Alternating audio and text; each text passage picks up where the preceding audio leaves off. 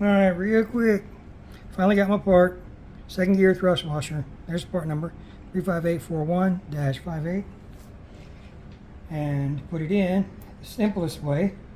Pull your secondary shaft and slide third gear out, and there's a thrust washer, and just put it right here on top of second gear. Then put third back on and put your shaft back.